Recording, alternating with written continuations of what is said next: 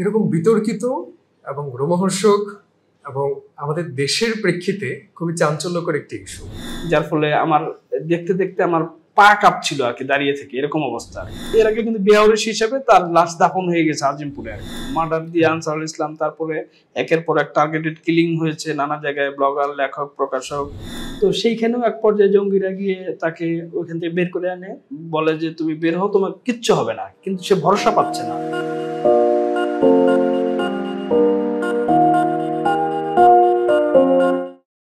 আজকে আমাদের সাথে আছেন নুরুজ্জামান লাবু ভাই। কেমন আছেন ভাই? আছি আলহামদুলিল্লাহ।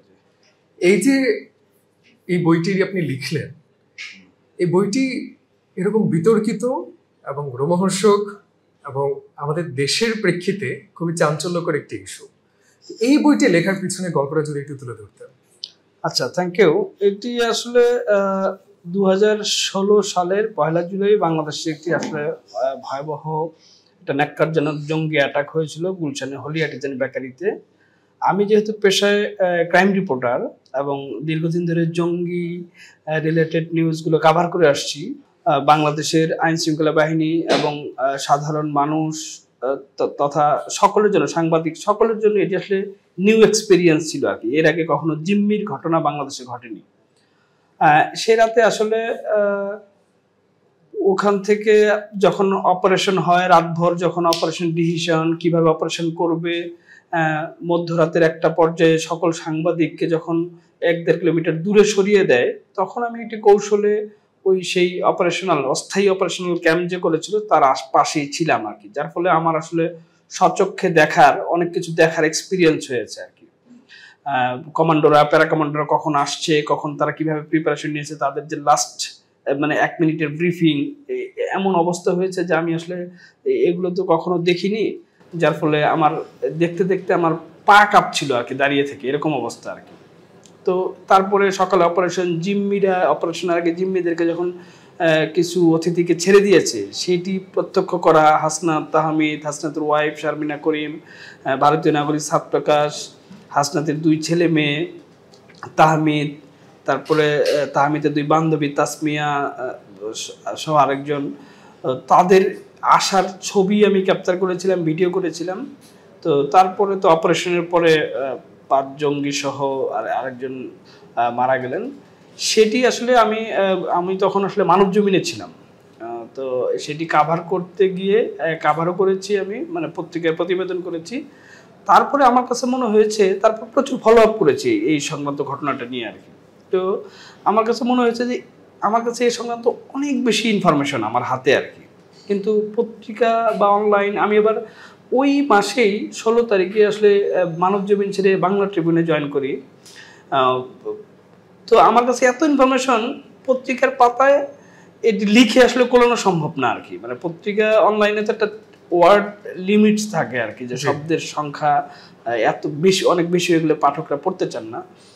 তো আমি তখন একটা সিদ্ধান্ত নিলাম হুট করে যে আসলে এই এত ইনফরমেশন, অনেক ইনফরমেশন আমি আসলে পত্রিকায় লিখিও নাই আর কি, সেই সব নিয়ে একটা বই করা যায় আর কি। ওয়ার্ল্ড ওয়াইড নানা ইনসিডেন্ট নিয়ে প্রচুর বই, ডকুমেন্টারি, মুভি আছে।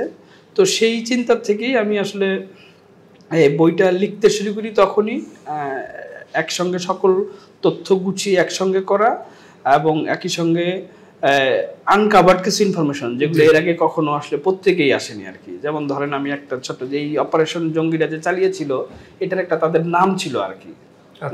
সেই নামটা কোনো পত্রিকায় আসে নাই। আমি এটা এনিহাউ ইনভেস্টিগেটর যারা ছিল তাদের সাথে কথা বলে এর নথিপত্র সংগ্রহ করে এটা বের করেছিলাম, যেটা সেটা অপারেশন গাজওয়াত নাম দিয়েছিল তারা আর কি। তারপরে অপারেশন একটা প্যাটার্ন ছিল আর কি, এটাকে বলে ইঙ্গিমাসি অপারেশন এটা। তো এইসব মিলিয়ে একই সঙ্গে এইখানে এই ঘটনায় দুটো বিষয় আমি করেছিলাম, যে একটা আসলে ওই রাতে বাইরের চিত্রটা কি ছিল আর কি, হলি আর্টিজান সহ তথা গোটা বাংলাদেশের চিত্রটা কি ছিল। কারণ গণভবন থেকে পিএম এটার একটা ইনস্ট্রাকশন দিচ্ছিলেন কিভাবে হবে, কি হবে। আর একই সঙ্গে ভেতরে যারা জিম্মি অবস্থায়, প্রথম দফায় তো অনেককে মেরে ফেলেছে, তারপরে যারা জিম্মি অবস্থায় ছিল তাদের আসলে কি অবস্থা ছিল, সেটার জন্য আমি আসলে ওই জিম্মি যারা ছিলেন আইদার তাদের আমি সরাসরি সাক্ষাৎকার নিয়েছি, অথবা তারা যে কোর্টে এবং পুলিশের কাছে যে এই ঘটনার বর্ণনা দিয়ে জবানবন্দি দিয়েছে, সেই নথিপত্রগুলো আমি কালেক্ট করেছি আর কি। করে ওই সব মিলিয়ে একটা বই আমি, এটা 2017 সালের বই মেলায় অন্বেষা প্রকাশন থেকে আসে। বইটা বের হওয়ার পর খুব প্রশংসিত হয় এবং সেটি ওই বইমেলাতেই মার্কেট আউট হয়ে যায় আর কি। মার্কেট আউট হওয়ার পরে আসলে এটি নানাবিধ কারণে আর আসলে নতুন সংস্করণ করা হয়নি। এর মধ্যে এই বইটা আপনি যেমন বললেন আর কি, যে এটি আসলে বলিউডের একজন প্রযোজক এটি কালেক্ট করেছিল, সেই ঘটনাটা যদি আমি একটু বলি আর কি, সেটা হলো 2019 সালে হঠাৎ করে একদিন বাংলাদেশের একজন সিনিয়র জার্নালিস্ট মোর্শেদ আলী খান ভাই, উনি আমাকে ফোন করলেন আর কি। ফোন করে জানলেন যে তোমার একটা বই আমার লাগবে আর কি। তো আমি বইটা যেহেতু মার্কেটে ওর কোনো প্রিন্ট কপি নেই, আমার কাছে অনলি 1 কপি ছিল, তা আমি এক বন্ধুর কাছ থেকে একটা বই সংগ্রহ করে ওনাকে আমি পাঠালাম। তো উনি পাঠিয়ে আমি আসলে ভুলে গিয়েছিলাম যে উনি কেন নিয়েছে, হয়তো ওনার কোনো নিজস্ব কোনো প্রয়োজনে। 4-5 মাস 6 মাস পর উনি আবার একদিন ফোন করে বললেন যে তোমার বইটা যে আমি নিয়েছিলাম এটি আসলে চেয়েছিল বলিউডের বিখ্যাত প্রযোজক পরিচালক মহেশ ভাট। তো ওদের যে প্রতিষ্ঠান রয়েছে বিশেষ ফিল্মস, সেইখানকার কর্মকর্তারা তোমার সঙ্গে কথা বলতে চায়, আমি কি তোমার নাম্বারটা দেবো কিনা আর কি। হ্যাঁ দিয়ে দেন নাম্বার, সমস্যা নেই। তারপরে বিশেষ ফিল্মস থেকে একদিন ফোন করলেন, ফোন করে তারা বললেন যে তারা আসলে বইটা কালেক্ট করে সেটি ইংরেজিতে অনুবাদ করিয়ে তারা পড়েছেন, যেহেতু এটা বাংলা ভাষার বই আর তারা হিন্দি ভাষী, তারা ইংরেজিতে অনুবাদ করিয়ে পড়েছেন, পড়ে তারা মুগ্ধ হয়েছেন, প্রশংসা করলেন বইয়ের, খুব এত ইনফরমেটিভ একটা বই। তাদের উদ্দেশ্য হলো যে তারা একটা হোলি আর্টিজান অ্যাটাকের উপরে একটা মুভি করবে। তো সেইটার জন্য তারা আমার সাথে একটা চুক্তি করতে চায় আর কি। তা আমি একটু আলোচনা হলো যে চুক্তিটা আসলে কীভাবে, আমিও একটু ভাবলাম যে আসলে কি হবে। তাদের আসলে ইয়েটা ছিল যে এখান থেকে ইনফরমেশন নিয়ে তাদের যে একটা রাইটার্স প্যানেল, তারা মুভির মতো করে স্ক্রিপ্ট লিখবে আর কি, ইনফরমেশন বেসিস থাকবে হলো আসলে এই বইটা আর কি। তো তারপরে 2020 সালের মার্চে তাদের সঙ্গে আমি একটা লিখিত চুক্তি করি আর কি। চুক্তি করার পরে তখন আসলে মুভিটার কি নাম হবে এটি ঠিক করা ছিল না আর কি। তারা জানিয়েছে যে এটা আসলে স্ক্রিপ্ট করার পরে, তারপরে যখন শুটিং হবে তখন একটা পর্যায়ে তারা আসলে ইয়াটা করবে আর কি, নামটা ঠিক করবে আর কি। পরে তারা জানালো যে তারা এটাকে আসলে ফারাজ নামে একটা মুভি করছে। এই মুভির আসলে বাংলাদেশে শুটিং হওয়ার কথা ছিল, কিন্তু করোনার মহামারীর কারণে তারা আর বাংলাদেশে আসতে পারেনি। তারপরে তো এই ফেব্রুয়ারির 3 তারিখে এই মুভিটা মুক্তি পাচ্ছে। আপনার অনুভূতি কেমন যে আপনার বই অবলম্বনে একটা মুভি হচ্ছে? এটা তো নিঃসন্দেহে অনেক বড় সম্মানের আর কি। আমি একটা ক্ষুদ্র বার্ড হিসাবে যে আসলে বলিউডের মতো একটা বড় জায়গায় একটা মুভিতে, তারপরে আবার মহেশ ভাটদের প্রোডাকশনের সাথে, যদিও এই বইয়ের প্রযোজনে নতুন লোকজনকে সম্পৃক্ত টি সিরিজ এবং অনুভব সিনহা, ভূষণ কুমার এদেরকে ইনক্লুডেড করেছে। ওটাও চুক্তিতে ছিল যে তারা যদি প্রয়োজন হয় তাহলে তারা প্রডিউসার হিসেবে আরও কাউকে যোগ করতে পারে আর কি। তো এটা আমার জন্য নিশ্চয়ই অনেক বড় সম্মানের এবং আনন্দের খবর আর কি। আচ্ছা, আমরা যদি বইটির প্রসঙ্গ থেকে একটু পিছনে যাই, যে ক্রাইম রিপোর্টার হিসেবে আপনার ক্যারিয়ারটা কবে শুরু হলো, কোথা থেকে? আমি আসলে একেবারে ধরেন উচ্চ মাধ্যমিক বা 9-10 পড়ার থেকে আমার আসলে লেখালেখির অভ্যাসটা ছিল আর কি। আমি গ্রামে একসময় মফস্বল শহরে থাকতাম, গ্রামে তখন আমরা একটা নিজের এই কবিতা লিখতাম, নানা কিছু লিখে পত্রিকা বের করতাম। তো সেইখান থেকে শুরু, ঢাকায় এসে প্রথম হলো বন্ধু সভার সাথে যুক্ত হয়েছিলাম, তারপরে কন্ট্রিবিউটিং করেছি নানান বিষয়ের উপরে, ফিচার রিপোর্টিং করেছি। তারপরে একটা সময় ছিলাম আমি আসলে বিনোদন সাংবাদিক করেছি আর কি, বিনোদন, লাইফস্টাইল এসব। 2005 সালের 27 ডিসেম্বর অন্যদিন নামে একটি পাক্ষিক ম্যাগাজিনে আমি স্টাফ রিপোর্টার হিসেবে আমার সাংবাদিক হিসেবে আনুষ্ঠানিক ক্যারিয়ার শুরু হয় আর কি। তারপরে একটা পর্যায়ে বিনোদন ছেড়ে সাধারণ জেনারেল রিপোর্টিং, যেটা বলে সংবাদপত্রের ভাষায়, সেই জেনারেল রিপোর্টিং করেছি সাপ্তাহিক 2000-এ। 2010 সাল থেকে মূলত আমি ক্রাইম রিপোর্টিং শুরু করি জায়দিন পত্রিকা দিয়ে। তারপরে সকালের খবর, মানব জমিন, বাংলা ট্রিবিউন, এই দৈনিক বাংলা, এইসব বাকি 1 যুগ ধরে আসলে ক্রাইম রিপোর্টিং এর সাথে সম্পৃক্ত। আচ্ছা, ক্রাইম রিপোর্টার তাদের অবস্থান কিন্তু একটা নিরপেক্ষ জায়গায়, একদিকে পুলিশ আর এদিকে অপরাধী, তারা কিন্তু দুই পক্ষের গল্পে শুনতে পাচ্ছে। তো এই বিচিত্র অভিজ্ঞতার যে ক্যারিয়ার, তার ভিতরে যদি জিজ্ঞেস করি, হলিউডিজম তো অবভিয়াসলি সবচেয়ে বড় মাত্রার একটা ঘটনা, এর বাইরে আপনার ব্যক্তিগত জীবনে রিপোর্টার হিসেবে যদি রোমাঞ্চকর ঘটনা শেয়ার করতেন। মানে অসংখ্য রোমাঞ্চকর ঘটনা আছে এই আর কি, মানে অনেক ইনফরমেশন, অনেক সেন্সিটিভ ইনফরমেশন আছে যেগুলো আমরা আসলে সরাসরি বলতে পারবো না আর কি। হ্যাঁ, এছাড়া আমি যেহেতু জঙ্গি নিয়ে কাজ করি, প্রচুর জঙ্গি রিলেটেড ইনফরমেশন আছে। আমি ধরেন 2012 সালে রিপোর্টার হিসেবে এক্সপিরিয়েন্স, যে ঢাকায় একজন মডেল খুন হয়েছিল আর কি, কিন্তু আসলে তার পরিচয় মোহাম্মদপুরে নূরজাহান রোডের একটি বাসার ছাদ থেকে খুন হয়েছিল। তো সেটি আসলে অজ্ঞাতনামা লাশ হিসেবে সেটি দাফন করে ফেলে আর কি। তারপরে আমি এটা নিয়ে আসলে রিপোর্ট করেছিলাম সকালের খবরে, তখন আমি রিপোর্ট করেছিলাম। রিপোর্ট করার পরে 4-5 দিন 7 দিন পরে হয়তো হবে আর কি, কেউ একজন আমাকে ফোন করে আসলে বললো যে এইরকম একটা মেয়ে নিখোঁজ আছে, তার ফ্যামিলি একটু তোমার সাথে কথা বলতে চায়, আপনার সাথে কথা বলতে চায়। তো আমি বললাম যে ওকে, কথা বললাম। তো একজন আমার সাথে কথা বলে তারা জানতে চাইলো যে এই লাস্টটা আসলে ডিটেলসটা কীরকম আর কি। তাদের পরে জানা গেলো যে আসলে তাদের মেয়েটার নাম ছিল আদ্রিতা, পুরো নামটা আমি এখন মনে করতে পারছি না। আদ্রিতা নামে একটা মেয়ে, তাদের মেয়ে, তার বাবা মায়ের সাথে আসলে সম্পর্ক ছিন্ন হওয়া ছিল। তারা মোহাম্মদপুর থানায় গিয়ে এই তার যে লাশের সঙ্গে যে পোশাক টোশাক ছিল, ছবি ছিল, সেগুলো দেখে শনাক্ত করে যে এটা আসলে আদ্রিতা। এর আগে কিন্তু বেয়াউরিশ হিসেবে তার লাশ দাফন হয়ে গেছে আজিমপুরে আর কি। তো তারপরে একটা ভেরি ইন্টারেস্টিং আর কি, এটা যখন আমি ফলো আপ করি তখন বেরোলো যে তার সাথে আসলে কার একটা রিলেশন ছিল, কি অবস্থা ছিল। এটার ফলো আপ করতে গিয়ে আমি তার যে প্রেমিক, যার সাথে একটা সম্পর্ক, ঢাকা ইউনিভার্সিটির ল ডিপার্টমেন্টের একটা ছেলে আর কি, তো তার আমি খোঁজ পাই আর কি। খোঁজ পেয়ে আমি তার সাথে একদিন প্রায় আধা ঘন্টা কথা বলি আর কি, ফোনে কথা বলি আর কি। ফোনে কথা বলে আমার কাছে মনে হয়েছে যে ও যেহেতু লয়ের স্টুডেন্ট, ও একটু আড়াল করার চেষ্টা করছে, কিন্তু আমার একটা দীর্ঘদিনের এক্সপিরিয়েন্স ক্রাইম রিপোর্টিং, আমার কাছে মনে হয়েছে যে মানে এই ছেলেটাই খুনের সাথে ইনভলভ আর কি। তা আমি সঙ্গে সঙ্গে বিষয়টা ওর সাথে কথা বলে ওকে আমি আমার সাথে দেখা করতেও বললাম আর কি। কিন্তু সে একটু পাশ কাটিয়ে গেল, দেখা করতে চাচ্ছে না, কিন্তু ফোনে কথা বললো আর কি। তা আমার কাছে আমার যে সাসপিসিয়াস মনটা আর কি, আমার বললো যে এই আসলে মার্ডারের সাথে জড়িত। এবং এটা আমি তৎকালীন মোহাম্মদপুর থানা ওসিকে জানালাম আর কি, যে ভাই আমি তো তার সাথে কথা বললাম, মনে হচ্ছে যে তার সাথে তার মধ্যে একটা কোনো গরমিল আছে আর কি। তো ওসি তখন আমাকে জানালেন যে ঢাকা ইউনিভার্সিটির স্টুডেন্ট, প্রথমেই আমরা আসলে যদি অ্যারেস্ট করি এটা একটা হতে পারে, যদি না হয় আমরা একটু কাজ করি আর কি, কাজ করি।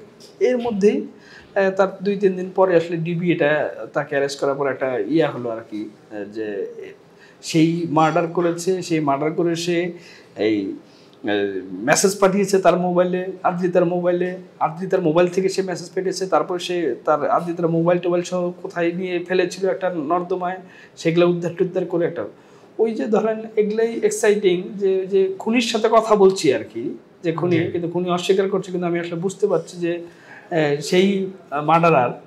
এরকম অসংখ্য ঘটনা আছে, আসলে এগুলো বলে শেষ করা যাবে না আর কি। আপনার একটা স্পেশালাইজেশন হলো যে জঙ্গি বিষয়ে আপনি কাজটা করে থাকেন, এইটা শুরু থেকে হলো? এইটা আসলে আমি যখন ক্রাইম রিপোর্টিং করি মানে মূলত 2010 সাল থেকে আর কি। 2010-এ যখন আমি ক্রাইম রিপোর্টিং এসেছি, তার আগেও সাপ্তাহিক 2000-এ আমি জঙ্গি রিলেটেড স্টোরি করেছি। 10-এর আগ পর্যন্ত বাংলাদেশে কিন্তু একটা ধারা, বাংলাদেশে আপনি যদি একটু জঙ্গিবাদের ধারাটা একটু বলি আর কি, যে সেটি হলো 90 দশক থেকে শুরু হয়ে 2000 সাল, 2098 সালে এসে নতুন আরেকটা জঙ্গি সংগঠন এলো জেএমবি। তারপরে হিজবুত তাহরির ছিল 2001 থেকে। এই 2001 থেকে 5 পর্যন্ত একটা মানে পুরো জঙ্গির ত্রাহি অবস্থা ছিল বাংলাদেশে আর কি। অনেকগুলো ঘটনা ঘটেছে, নানান গির্জা, আহমদিয়া জামে মসজিদ, নানা জায়গায় হামলা হয়েছে, রমনা বটমূল, 21 আগস্টের গ্রেনেড হামলা, অনেকগুলো হরকাতুল জিহাদ ইনভলভ। তো এরপরে আইন শৃঙ্খলা বাহিনী তত্ত্বাবধায়ক আমলে একটু সাঁড়াশি অভিযান চালিয়ে কিছুটা দমন করে এনেছিল জঙ্গি। তো 2010-এর পর্যন্ত এটা আসলে কিছুটা নিয়ন্ত্রণে ছিল। 10 পরবর্তী সময় আবার জঙ্গির কিন্তু উত্থান শুরু হয় আর কি, ভেতরে আর কি। তো তখনই আমি জঙ্গি রিলেটেড এগুলো নিয়ে প্রচুর পড়াশোনা করা, জানা, এই দলগুলোর সম্পর্কে প্রিভিয়াস হিস্ট্রিগুলো জানা, জেনে আমার একটা অটোমেটিক্যালি আগ্রহ, মানে আমি সবসময় অ্যাডভেঞ্চারাস কাজ করতে আগ্রহী আর কি। সেটা করতে গিয়ে আমি আসলে ওই 2010, 11, 12, 13 সালে আপনাদের মনে থাকবে হয়তো যে ব্লগার মার্ডার দিয়ে আনসারুল ইসলাম, তারপরে একের পর এক টার্গেটেড কিলিং হয়েছে নানা জায়গায়, ব্লগার, লেখক, প্রকাশক, ভিন্ন মতাবলম্বী, ধর্মাবলম্বী এরকম লোকজনের উপরে। সেগুলো প্রত্যেকটাই আমি আসলে মানে কাভার করেছি। এটা ভেতর থেকে আগ্রহে আর কি, যে জঙ্গিটা নিয়ে স্পেশালাইজড, মানে এটা এক ধরনের ইয়া ছিল যে আমি অ্যাজ এ ক্রাইম রিপোর্টার, ধরেন আমার একটা আমাকে লোকজন কেন মনে করবে, আলাদা করে চিনবে কিভাবে আর কি, যে আমার একটা স্পেশালাইজেশন থাকতে হবে আর কি। তো নতুন ধারার জঙ্গিবাদ নিয়ে এইটা আমি আসলে রিপোর্ট করে, পড়াশোনা করে, সব কিছু মিলিয়ে আমি আসলে এটা মানে যতটুকু পেরেছি চেষ্টা করেছি আর কি। আচ্ছা, হলিউডিজম একটি জার্নালিস্টিক অনুসন্ধান, এই বইতে যে ব্যাপারটা আমি দেখলাম অন্য কোথাও পাইনি, যে জিম্মিদের অভিজ্ঞতা বর্ণনা করা হয়েছে। আপনি নিজেও সেখানে ছিলেন, তো ওই অভিজ্ঞতা যদি একটু বলতেন। এইটা আসলে একটা খুবই ভয়াবহ মর্মান্তিক একটা বিষয় আর কি। মানে তাদের এক্সপিরিয়েন্সগুলো শুনলে পরে আপনার আসলে মানে গা শিউরে উঠবে আর কি। ধরেন অনেকগুলো বিষয় আছে আমার বইটাতে আর কি। জিম্মিরা সে রাতে যখন প্রথম জঙ্গিরা অ্যাটাক করলো আর কি, প্রথম তো তারা আসলে গুলি চালাতে চালাতে ঢুকেছে ভেতরে আর কি, তারপরে বাকিদেরকে যে জিম্মি করে রাখলো আর কি, তাদের আসলে কার সাথে কিভাবে কি ব্যবহার করেছে জঙ্গিরা, কি জিজ্ঞাসা করেছে, এই সমস্ত। ধরেন আমি যদি এক্সাম্পল হিসেবে দেই আর কি, যে শিশির সরকার নামে একজন পাস্তা শেফ ছিল আর কি, সেই হলিউডিজেন বেকারির। তো সে যখন 9:45 যখন হামলাটা হয়, তখন সে আসলে প্রত্যেকটা রেস্টুরেন্টে একটা চিলার রুম থাকে, কোল্ড রুম, যেখানে আসলে ওই যে উপকরণগুলো, রান্নার উপকরণগুলো রাখা হয় আর কি। সে ওই চিলার রুমে ঢুকেছিল কিছু একটা আনতে আর কি। এর মধ্যে গোলাগুলির সঙ্গে সঙ্গে একজন জাপানিজ নাগরিক দৌড়ে গিয়ে সেই চিলার রুমে ঢুকে গেছে।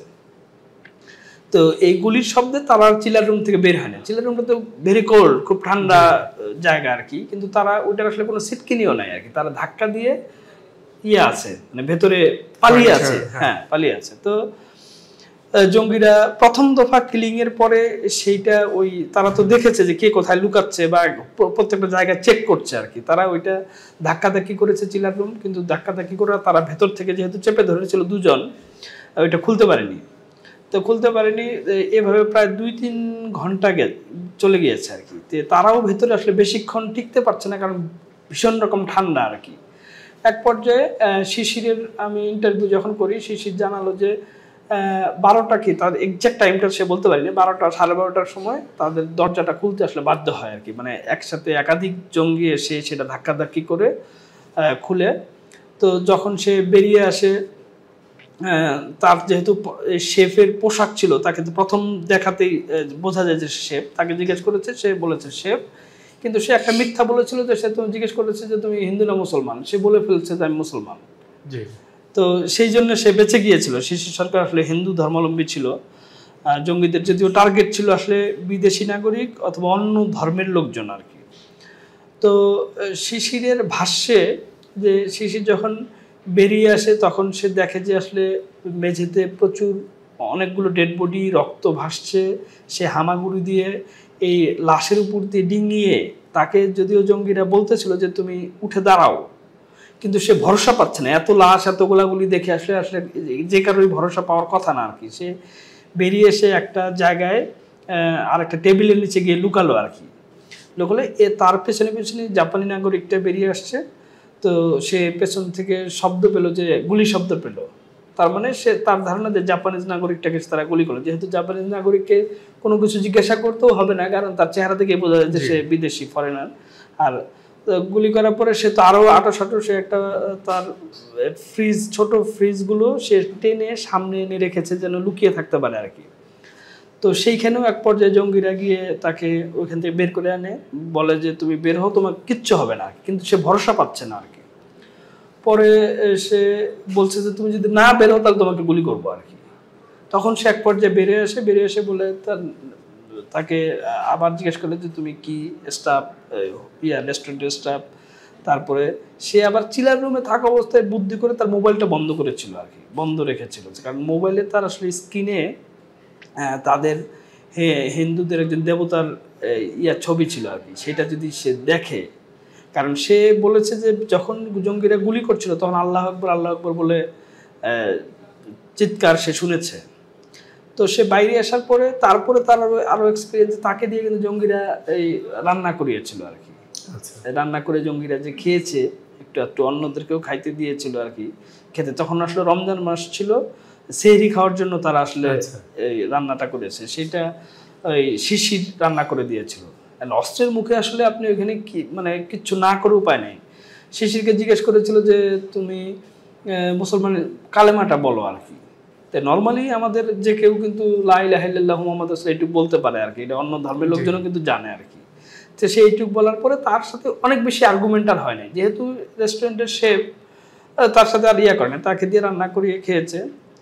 আকাশ নামে একজনের একটা শেফের একটা ভয়াবহ এক্সপিরিয়েন্স, যে আকাশদেরকে একটা রুমে আটকে রেখেছিল, শেফদেরকে সবাইকে কিন্তু একটা রুমে আটকে রাখে আর কি। তো যখন সকালের দিকে সবাইকে ছেড়ে দিচ্ছে, ইয়াদেরকেও ছেড়ে দিবে, আকাশটা বেরিয়ে আসার পরে